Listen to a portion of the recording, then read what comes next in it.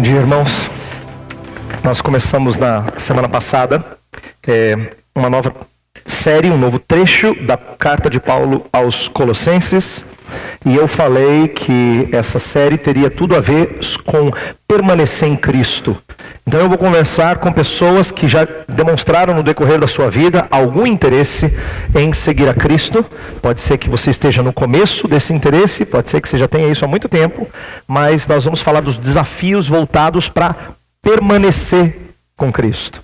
Nós temos algumas barreiras para se aproximar de Cristo, mas uma das grandes dificuldades, como a gente vai ver, é permanecer em Cristo Jesus. E no texto de hoje é Colossenses 2, de 8 a 12. Vou pedir para você abrir a sua Bíblia. Eu vou fazer a leitura que vai ser o texto base para a mensagem intitulada Suficiente para preencher nosso vazio. Colossenses 2, 8 diz assim: tenham cuidado para que ninguém os escravize a filosofias vãs e enganosas que se fundamentam nas tradições humanas e nos princípios elementares deste mundo, e não em Cristo. Pois em Cristo habita corporalmente toda a plenitude da divindade. E por estarem nele, que é o cabeça de todo poder e autoridade, vocês receberam a plenitude. Nele também vocês foram circuncidados, não com uma circuncisão feita por mãos humanas, mas com a circuncisão feita por Cristo, que é o despojar do corpo da carne. Isso aconteceu quando vocês foram sepultados com ele no batismo, e com ele foram ressuscitados mediante a fé no poder de Deus, que os ressuscitou dentre os mortos. Quando vocês estavam, até o final do versículo 12, o 13 em diante a gente vai ler e trabalhar no próximo domingo. Quero começar usando uma ilustração que até as crianças podem entender, mas que vai fazer mais sentido para os adultos em vista do tema que eu vou trabalhar hoje. Uma vez eu vi na televisão gente pregando peça nos outros, fazendo assim, parando num lugar movimentado na rua, olhando para cima e dizendo assim: você está vendo? Aí o outro dizia assim: não, ali tá lá, olha para o céu, tá ali, você consegue enxergar? Aí eu dizia: não, tô vendo. Aí começa a parar gente aglomerando, né? E tentando achar o que esses duas, três pessoas iniciais estão vendo. O curioso é que, quando eu vi na televisão essa peça sendo pregada, não tinha nada no céu. Mas quando um grupo suficiente de pessoas começa a dizer que está enxergando alguma coisa, os outros param e alguns até acreditam e acham que estão enxergando alguma coisa mesmo. Tem gente que não para, mas tem gente que para e olha e fala: nossa, é mesmo. Estou enxergando alguma coisa. Por que eu achei essa brincadeira, essa peça que alguém estava pregando, interessante? Porque ela é uma metáfora que eu entendo ser muito boa da busca pela espiritualidade em nossos dias. O que parece acontecer no nosso tempo, que é muito curioso, é que tem algumas pessoas que acabam dizendo que tem coisa que não tem, e outros, sugestionados por esses primeiros, enxergam coisa que não existe. Então, as pessoas hoje estão focadas em espiritualidade, elas querem buscar espiritualidade, mas inclusive elas falam que o que importa é ter fé. Hoje em dia, fé é uma coisa muito valiosa. O que importa é você ter fé em alguma coisa. O que importa é ter fé. Quando as pessoas dizem isso, elas querem dizer que religião é importante. Não importa o quê, contanto que você tenha alguma fé. Elas estão dizendo: veja alguma coisa, não importa o quê. Então, em tempos em que o conteúdo vale menos do que o crer, porque o ato de crer parece que já é válido, eu acho importante nós percebermos os perigos da nossa época. Por quê? Porque o espírito da nossa época é mais religioso do que em tempos passados. Houve um tempo, talvez você ainda experimente isso, em alguns círculos talvez mais acadêmicos, mais eruditos, é possível, mas houve tempo em que a sociedade não gostava de falar de espiritualidade. Isso parecia coisa de gente fraca, coisa de gente que não tem estudo. Tanto é que ser racional, ser uma pessoa científica, era o que dominava o cenário ocidental. Então, curiosamente, as pessoas de um tempo para cá mudaram. Talvez os seus avós, os meus avós tenham vivido em um tempo em que ser cristão era mais careta. Porque os científicos, esses nunca eram cristãos. Hoje em dia é menos careta. Por quê? Porque surgiu, pelo menos há uns 50 anos atrás, um interesse muito grande em espiritualidade, inclusive em superstições. Por exemplo, é muito difícil de você ligar a televisão e ver programas, reportagens sobre algum tipo de religião, alguma prática religiosa, que as pessoas têm algum interesse, por isso que fazem programas. Não é difícil você ir para uma livraria e encontrar muitos livros sobre espiritualidade, não importa de qual linha, mas se encontra bastante coisa. O que isso mostra? Que vende, que as pessoas têm interesse, elas têm buscado alguma coisa. E isso mostra o espírito da nossa época. Agora, o que é mais curioso não é que haja um interesse por espiritualidade, é que, como a coisa não é definida, normalmente é uma espiritualidade sincrética, misturada. Então, as pessoas que têm interesse por esse tipo de coisa, por religião, que frequentam a igreja, de repente vieram com o seu convite, vieram hoje aqui na igreja, ou tiveram algum tempo na igreja, elas são pessoas que não têm dificuldade de misturar as crenças. E elas não têm problema com isso. Então elas têm um pouquinho de misticismo, de repente que vem de alguma religião ou filosofia do Oriente, com um pouquinho de regras morais, com um pouquinho de cristianismo, mistura no liquidificador e você tem espiritualidade. Quer dizer, as coisas são aceitas porque elas parecem fazer bem, independente do conteúdo. Era igual você ir para o médico e pedir remédio e estar tomando remédio. Então, o que você está tomando é bom? Não, eu estou tomando remédio. O que importa é que eu estou tomando remédio. E você não está preocupado em qual remédio para atingir um determinado sintoma, um determinado problema. Nossa cultura tem sido assim. E infelizmente o que tem proposto é tão vazio,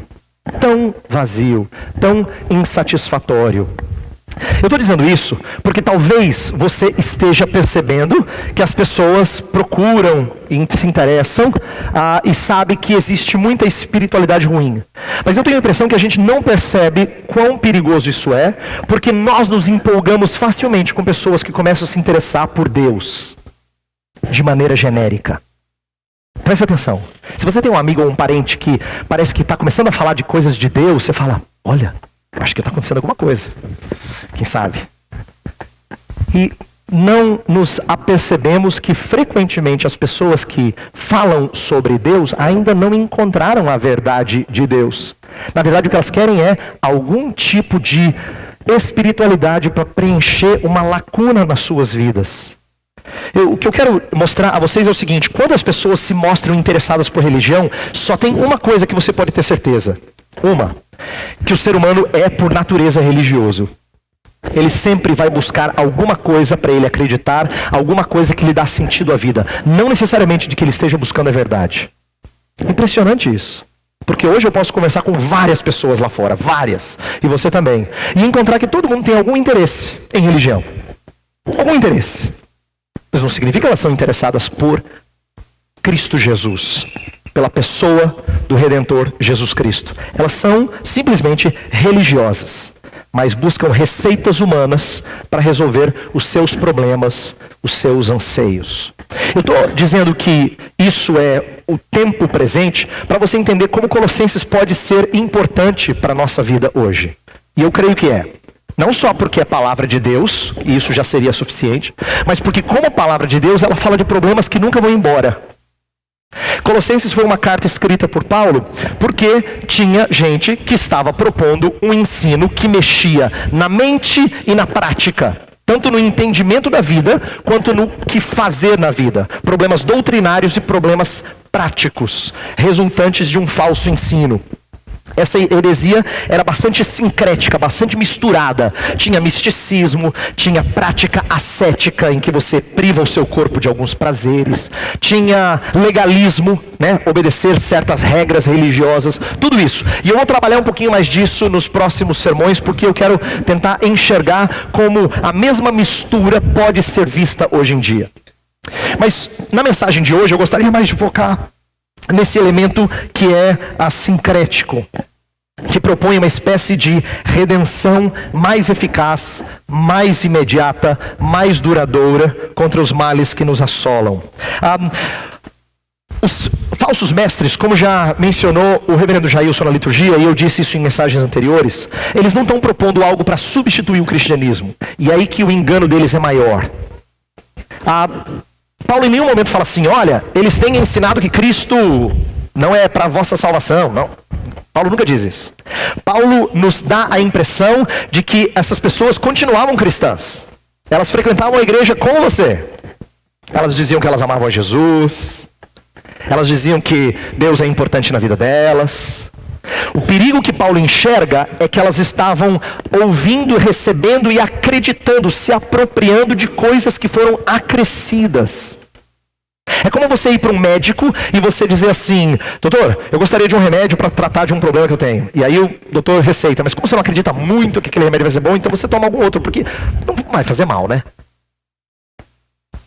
Quando você acrescenta um outro e um outro, o que você está dizendo é: eu não confio no primeiro. Eu não acho que ele é eficaz. Ele pode ser até bom, mas de repente um outro vai dar uma ajudinha. O que tem mais um? Esse tipo de desconfiança nossa é bem parecido com o que acontecia lá na igreja de Colossos. E é por isso que eu quero focar na mensagem de hoje contra esse tipo de recepção que a gente tem de algo a mais, de algo acrescentado, e que é falso ensino, e eu quero mostrar quão danoso ele é e por que ele vai contra o evangelho. Então é importante que a gente trabalhe isso na mensagem de hoje. Eu quero começar com a advertência que Paulo traz lá no versículo 8 do nosso texto. Quando ele fala, observe que no nosso texto ele diz assim: tenham cuidado para que ninguém os escravize a filosofias vãs e enganosas. Esse tenham cuidado é como se fosse um alerta com ponto de exclamação. No grego é um imperativo para dizer: cuidado, atenção. Paulo está dizendo assim: deixa eu alertar vocês contra falso ensino, contra essa filosofia. Importante que eu deixe uma coisa bem clara. Tem crente, quando ouve a palavra filosofia, já tem ojeriza, porque foi treinado talvez num contexto anti-intelectualista, que acha que filosofia é sinônimo de coisa fútil, de coisa ruim. Não necessariamente. O que Paulo está fazendo aqui não é condenando filosofia como o estudo e a mãe de outras ciências. O que ele está condenando é um tipo de ensino, uma perspectiva de vida, um tipo de filosofia. Paulo está sendo específico: cuidado para que ninguém engane vocês, escravize vocês com a sua filosofia. Paulo está preocupado com a filosofia desses falsos mestres, não necessariamente com filosofia. Então não é uma advertência contra estudo. Pelo contrário, Paulo era um estudioso. Paulo era um homem que conhecia filosofias distintas. Mas o que ele está pedindo aqui, e essa primeira lição é importante que a gente trabalhe, é que ele quer crentes que sejam amadurecidos, que sejam firmados na verdade, que sejam atentos aos perigos. Por quê? Porque o que não pode acontecer é nós virmos a igreja domingo após domingo, e na nossa desatenção naquilo que é ensinado, e não apropriação daquilo que é ensinado, a gente continuar criança que é facilmente distraída, levada de um lado para o outro por falsas tendências, por falsos ensinos. Isso mostra quão imaturo a gente é. E Paulo quer alertar-nos para que nós não sejamos assim. Atenção, Paulo não está dizendo que não haja pessoas mais maduras na igreja do que outros. É comum de se esperar isso. E que tenha pastor para conduzir as ovelhas do rebanho. É isso que eu e pastor Jailson procuramos fazer quando a gente ensina a palavra. No entanto, o que não pode acontecer é criança que tem 10 anos continuar com o corpo de quem tem 3. Criança que já cresceu e que está com peso de criança pequena. Não pode, isso é doença, né? E o que é importante nós atentarmos é o alerta dele, para que a gente não seja levado por todo o vento de doutrina, ele fala lá em Efésios capítulo 4. Então, quando ele dá o alerta, cuidado, atenção, ele não está escrevendo para pastores, ele está escrevendo para gente como você. Ele diz assim, seja atento, seja alerta, aprenda a ficar vigilante diante de alguns perigos. E aí ele usa uma expressão interessante. Ele fala: cuidado para que ninguém vos escravize. Algumas traduções têm a ideia de engano, mas o sentido é mesmo de cativar alguém. Por quê? Porque o falso ensino, quando ele é sorrateiro, ele pode cativar a atenção e a confiança de pessoas. Ser cativado por um ensino, no caso, outro ensino, era algo terrível para aquilo que os colossenses eram. Lembra que no capítulo 1 fala, ele vos transportou do império das trevas para o reino do Filho do seu amor. Vocês já foram libertos. Por que vocês estão se tornando cativos de outras coisas? Agora eu preciso dizer para você que não é que a gente fica livre e não fica mais cativo. Eu quero que vocês sejam cativos. 2 Coríntios 10, capítulo 5, versículo 5, fala que nós temos que levar todo o pensamento cativo à mente de Cristo. Então o problema não é ser cativo. O problema é ser cativo à mentira. É ser cativo, escravo de algo que é enganoso. Então o que Paulo está tentando mostrar é que quando a gente é cativado pela mentira, por propostas ilusórias e vazias, nós somos mostrados como infantis, como pessoas sem firmeza. E eu quero que você pare e pense sobre isso. Essa é uma das coisas que tem mais chamado a minha atenção nesses últimos tempos. De como tem faltado no meio evangélico brasileiro a habilidade de discernir. Nós temos tido dificuldade de fazer isso. E eu vou falar de algo sério porque eu vejo isso presente na vida de alguns de vocês e de gente de outras igrejas que eu tenho tido o privilégio de visitar. Elas ouvem mensagens que são bíblicas, que são focadas na pessoa de Cristo, e elas dizem, muito bom, pastor, gostei da refeição, estava bem gostosa, bem passadinho, o bife, tá gostoso, estava no ponto. E aí elas comem alguma outra coisa que é bem diferente do que elas comeram, elas dizem, muito bom também. Essa comida que você tirou do lixo, excelente, estava bem gostosa. E não há discernimento. Come alguma porcaria e come alguma coisa boa e tudo é bom. Uma benção, né, pastor? Uma benção. Isso é sinal de que falta filtro. Falta discernimento no meio do povo evangélico brasileiro. E Paulo não quer que falte isso. Por isso que ele fala, cuidado para que ninguém vos escravize com filosofias vãs. Cuidado, ensinos que parecem bons, mas que são ilusões vazias, que não cumprem o que prometem. Então eu quero que você pense nisso, na importância de você desenvolver e você crescer, para que você tenha discernimento. Discernimento é uma coisa que nós precisamos pedir mais e mais a Deus. Agora, por que ele está dizendo isso? Porque ele vai mostrar como é que nós somos enganados por falsos ensinos. Aí vem, no texto, na sequência do texto, no versículo 8, vem assim, ó. Veja a segunda parte do versículo 8. É uma filosofia que se fundamenta nas tradições humanas e nos princípios elementares deste mundo e não em Cristo. No original em grego está assim, basicamente o seguinte: segundo a tradição de homens, segundo os rudimentos desse mundo, ou princípios desse mundo, e não segundo Cristo. Então é segundo, ou conforme. Tem 3 vezes a palavra grega kata, que é conforme. Então olha só o que ele vai dizer. Ele vai mostrar assim. Eu vou mostrar para vocês o que é ensino falso. É aquele que procede de tradição de homens, procede de rudimentos do mundo e não procede de Cristo.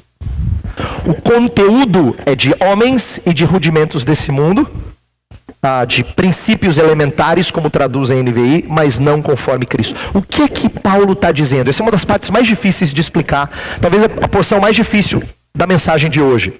Porque tradição de homens a gente consegue entender. Paulo está dizendo, não é porque um ensino é antigo que é bom. Não é porque foi passado de geração em geração que necessariamente é bom. Há tradições que são ruins e precisam ser descartadas. Mas o mais difícil é entender a próxima expressão. Rudimentos do mundo. Ou princípios elementares do mundo, como diz aqui a NVI. Por quê? Porque essa expressão em grego, ela tem sentidos diferentes. Ela pode ser entendida como os princípios que formam este mundo. Antigamente, os antigos entendiam que esse mundo era formado de ar, água, fogo e terra. Não é? Então eram os princípios elementares, era aquilo que as pessoas criam que formava o mundo. Essa é uma das possíveis interpretações. Uma segunda interpretação seriam os princípios elementares de alguma coisa, como por exemplo da religião judaica. Então seriam as regras, circuncisão, dieta alimentar e outras coisas mais. Essa é uma possível interpretação. E tem uma terceira, e eu sou mais favorável a essa terceira, que Paulo está dizendo que os princípios desse mundo era a crença de que haviam poderes nesse mundo. Os princípios elementares eram os poderes malignos que haviam neste mundo. Paulo está falando de algo que era conhecido e crido por aquelas pessoas. Elas temiam os poderes malignos que pudessem atormentá-las. Lembra que a perspectiva de pessoas do passado era uma perspectiva bastante espiritualizada, que às vezes a gente não está acostumado. Hoje em dia, eu já disse isso antes e eu vou repetir. Hoje em dia a gente faz uma dicotomia muito clara entre aquilo que é ciência e aquilo que é crendice. E a gente entende que não há qualquer conexão entre elas. Tanto é que se eu chegasse para um astrônomo e dissesse assim, quer dizer que você é um astrólogo? Ele vai dizer que você está confundindo totalmente. Eu sou um cientista, sou um astrônomo. Quer dizer, eu não tenho nada de crendice, é pura ciência. Não tem crença nenhuma. Mas pessoas do passado entendiam que as coisas não eram tão simples assim. Que por detrás de coisas desta vida, haviam coisas de outro mundo. E eu quero chamar a sua atenção para algo, porque aqui eu acho que tem uma lição preciosa. Por quê? Porque embora isso pareça estranho para nós, atenção, embora isso pareça estranho para nós, de pensar que tem espíritos por detrás de algumas coisas, de misturar astronomia com astrologia, eu creio que a gente falha quando a gente recebe e aceita a proposta da modernidade pós-iluminista. Quando a gente entende tudo de maneira secularizada e desespiritualizada. O que Paulo está dizendo, presta atenção, não é que a gente deva abandonar a perspectiva de que existem espíritos por detrás de certas estruturas, mas de que esses espíritos estão debaixo do controle de Cristo. Isso sim. Versículo 10 fala que Cristo é o cabeça dos poderes. Olha o verso 10. Ele é o cabeça de todo o poder e autoridade. Aqui a expressão se refere a espíritos demoníacos. Então presta atenção, porque eu vou dizer de novo com outras palavras.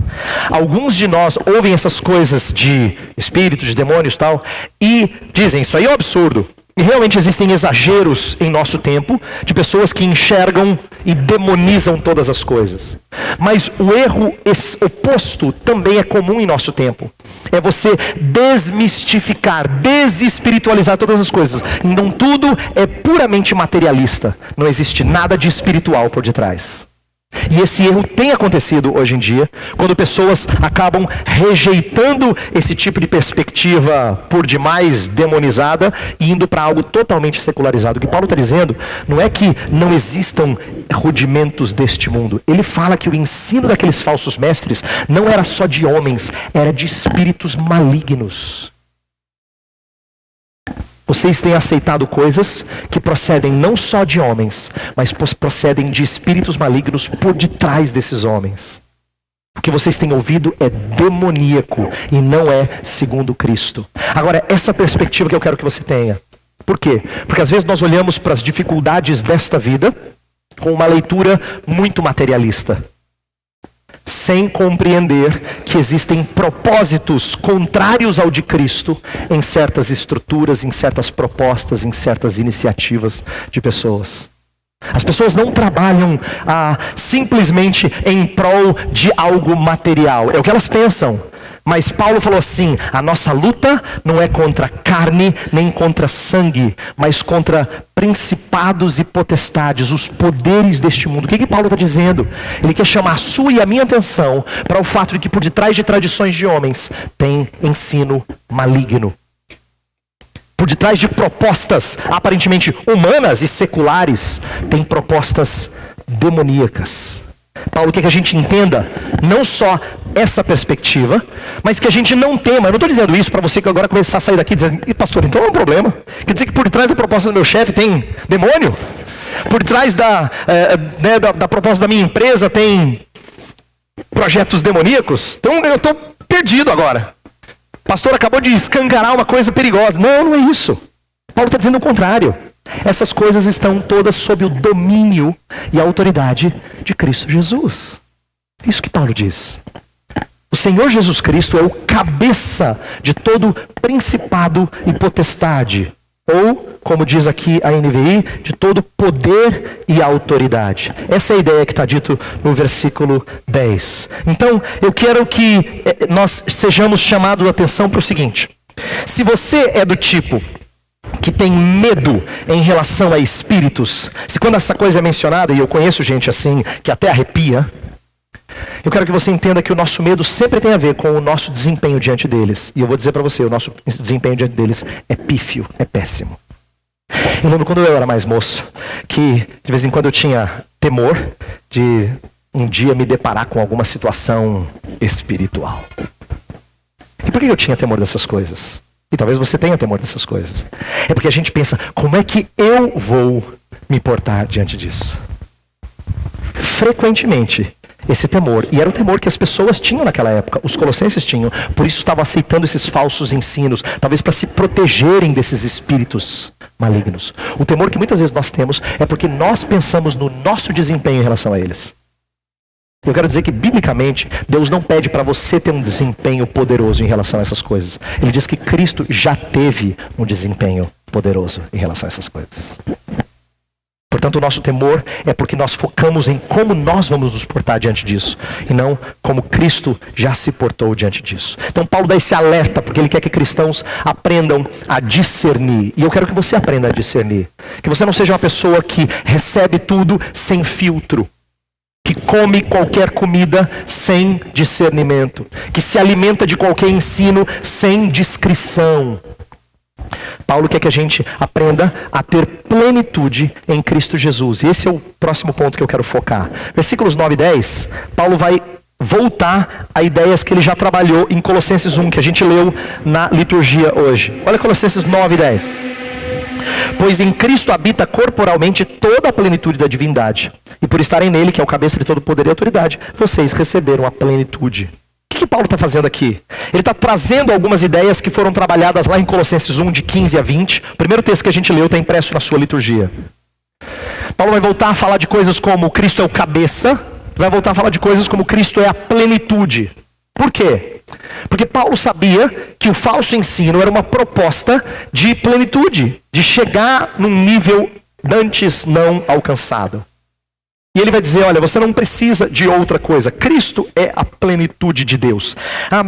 Alguns estudiosos dizem que possivelmente o falso ensino que rodava Colossenses dizia que Cristo era importante. Cristo era dos espíritos mais sublimes que tinham vindo de Deus. Mas não era totalmente Deus. Era uma das possíveis emanações que tinham vindo de Deus. Mas o que Paulo vai dizer aqui é que Cristo é Deus plena e inteiramente. Nele reside corporalmente toda a plenitude da divindade. Eu me fascino com isso, eu vou dizer por quê. Isso não é fácil de conceber.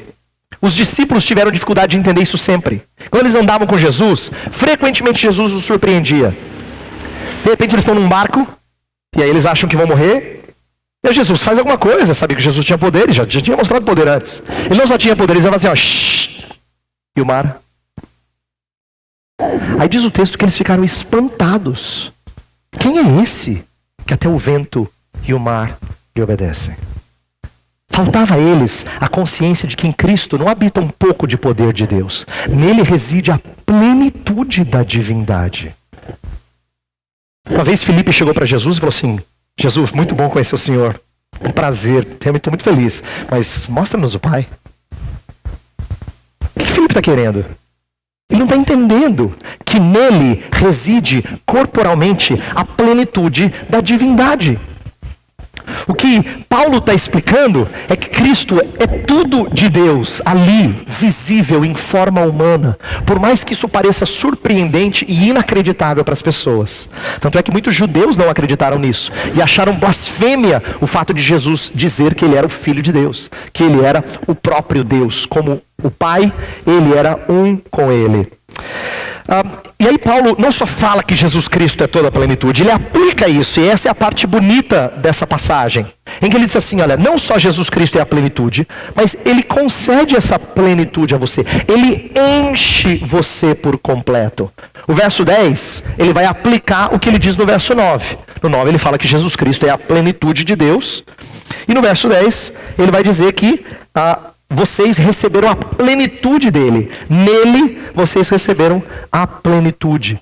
Isso que é muito importante. É importante a gente entender como é que Deus nos preenche. Eu vou dizer por quê. Vou voltar a um ponto que eu disse no começo da mensagem. Eu entendo que essa verdade deva ser apropriada por nós e que ela não é facilmente apropriada por nós. Porque se você é como eu, a nossa grande luta não é amar a Cristo. A nossa grande luta é amar só a Cristo. Eu falei na mensagem passada e eu vou repetir. Entrar no caminho é fácil. Dura é ficar no caminho. Começar a se empolgar é fácil. Dura é permanecer empolgado. Nós temos muita iniciativa, como eu mencionei no sermão passado, mas pouca acabativa.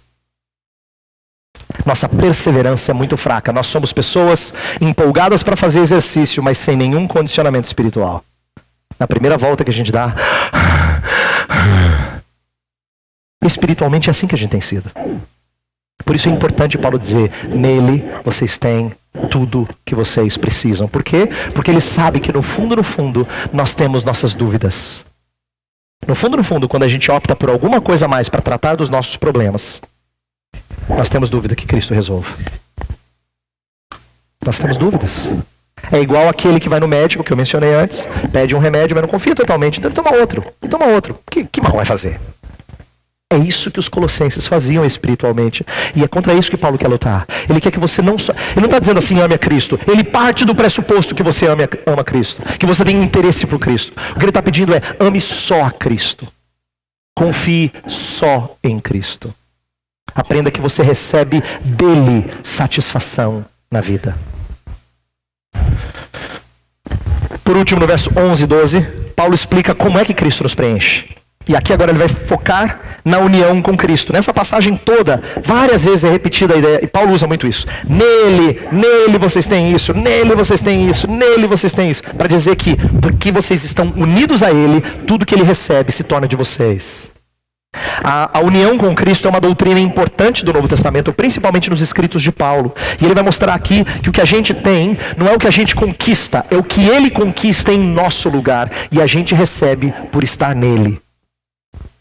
Isso é bem diferente do que as pessoas têm proposto quando elas falam de espiritualidade. Espiritualidade para as pessoas é o que você pode alcançar. O cristianismo é bem diferente desse tipo de espiritualidade. É o que Cristo alcança por você. E aqui usa 3 palavras que mostram nossa união com ele, como é que isso nos abençoa. Fala que nele nós somos circuncidados, sepultados, ressuscitados. Quero falar desses 3. Nele nós somos circuncidados, sepultados e ressuscitados. Primeira circuncisão, que é um assunto pouco entendido nosso. Por que fala da circuncisão de Cristo? Nós somos circuncidados não por mãos humanas, mas a circuncisão de Cristo. O que ele está falando? Você se lembra que o ritual no Antigo Testamento era que todo macho tinha a pele do seu prepúcio, né? O prepúcio, a pele do seu órgão sexual masculino cortada, e isso era a marca de que ele fazia parte da aliança. Paulo vai dizer que nós fomos circuncidados com Cristo, mas não essa circuncisão física. Mas por que ele usa a palavra circuncisão? É porque a circuncisão tem um ensino importante a trazer aqui. A ideia, a metáfora da circuncisão é de que nós morremos para certas coisas. A circuncisão de Cristo é um simbolismo para a sua morte. E com simbolismo para a sua morte, atenção, é como se nós estivéssemos cortando fora certas coisas da nossa vida. Tirando certas coisas da nossa vida. Aquilo que é sinal de morte, aquilo que é sinal de escravidão. Então Paulo estava dizendo que nós recebemos a circuncisão de Cristo. Ele estava dizendo que eu e você já tivemos a nossa escravidão ou o nosso pecado arrancado fora. Essa é a ideia de recebermos a circuncisão de Cristo. Eu e você que cremos em Cristo genuinamente, nós já tivemos o pecado tirado de nós. A gente não precisa de outro remédio. Nós não somos mais escravos do pecado. Nossos pecados que ainda são cometidos são falhas nossas, mas não falhas inevitáveis. E é importante que você entenda isso. Porque quando eu e você agimos de maneira incrédula e procuramos outro remédio, porque a gente acha que é inevitável. E Paulo está dizendo, não, nós já fomos circuncidados com Cristo. Depois ele fala que nós fomos sepultados com ele no batismo. O que é isso? Por que batismo é sinal de sepultar? Porque batismo é aquilo que sacramenta a morte. Você morreu. E assim como batismo sacramenta a sua morte, Ou melhor, assim como o sepultamento de Cristo sacramentou a sua morte, o batismo é o rito que sacramenta nossa morte para o pecado. Quando você é lavado em água, quando alguém é batizado, aquele é um ritual, é visível, não é mágico, mas ele representa alguém que foi sepultado para a vida antiga. Alguém que foi morto para a vida antiga, foi lavado para uma nova vida. E Paulo termina falando que nele nós também fomos ressuscitados. Presta atenção, eu quero agora aplicar isso que eu acabei de explicar. Ele fala crucificado, sepultado e ressuscitado para uma nova vida. Paulo está falando da história de Cristo. Mas quando ele fala da história de Cristo, ele diz que a história de Cristo é sua história. Você morreu na cruz? Morreu. Você foi sepultado com ele? Foi, também, estava lá na tumba. Você ressuscitou? Nele.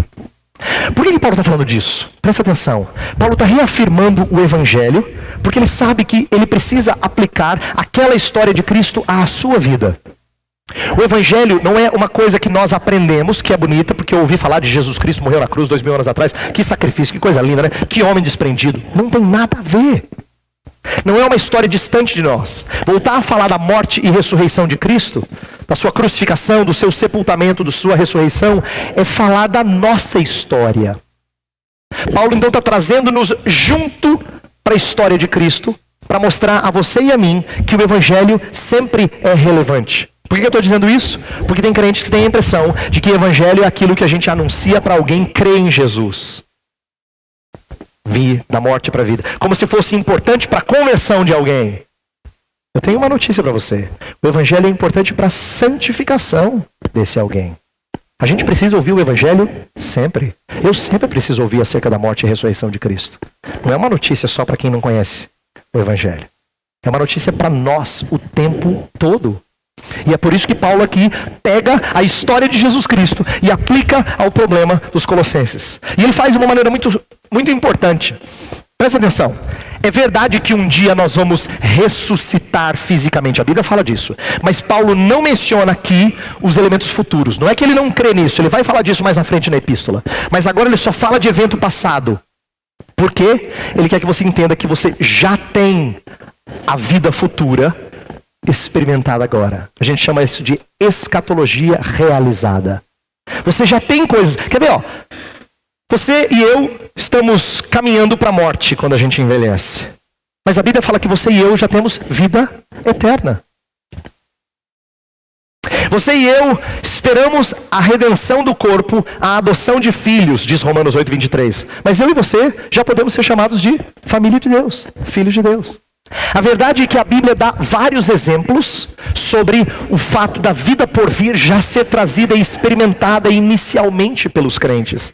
E de que isso é suficiente para nós lutarmos contra os desafios desta vida. Nós já gozamos dessa realidade. E eu quero terminar aplicando para nós por que nós temos que ouvir isso sempre. Por que eu e você temos que ouvir isso sempre. Paulo sabe que quando a gente ama Jesus e a gente tem lutas contra o pecado, por exemplo, contra as nossas fraquezas, nossas ansiedades, nossas tristezas, nós facilmente procuramos outro remédio. Fácil. Ele sabe que a gente vai para o segundo médico, porque a gente não aceita o primeiro. Ele sabe que é assim, ó. Então ele está falando da suficiência de Cristo, porque ele quer que eu e você creiamos que quando você morre e ressurge com Cristo, você tem toda a medicina necessária para curar os seus problemas. Toda. O grande problema é que eu e você nem sempre cremos nisso. E eu quero terminar falando com aqueles que têm vindo à igreja, mas talvez ainda não entenderam essas coisas. O texto, no versículo 12, termina falando que nós somos ressuscitados com Ele mediante a fé. Só faz sentido o que eu falei até agora, se você de fato creu em Jesus Cristo. Aí você pergunta assim, pastor, o que é crer em Jesus Cristo? Eu creio em Deus. Eu creio que Jesus morreu na cruz. A fé na Bíblia não é só conhecimento de fatos. Demônios creem que Deus existe. Demônios creem que Jesus Cristo morreu na cruz. Fé na Bíblia é você tornar isso a razão da sua vida, o seu maior anseio. Minha pergunta para você é muito prática. Quando você acorda de manhã, você tem sede de Deus? Se você não tem, é possível que você ainda não creu. E eu quero desafiar você a crer. Porque é só crendo em Jesus Cristo que essas coisas que eu falei são reais e remédios para a nossa alma. Vou pedir que você creia. E se você disser assim, pastor, eu já criei, então eu vou pedir que você permaneça nessas coisas. Porque é muito fácil desviar-se desse caminho. Feche os seus olhos.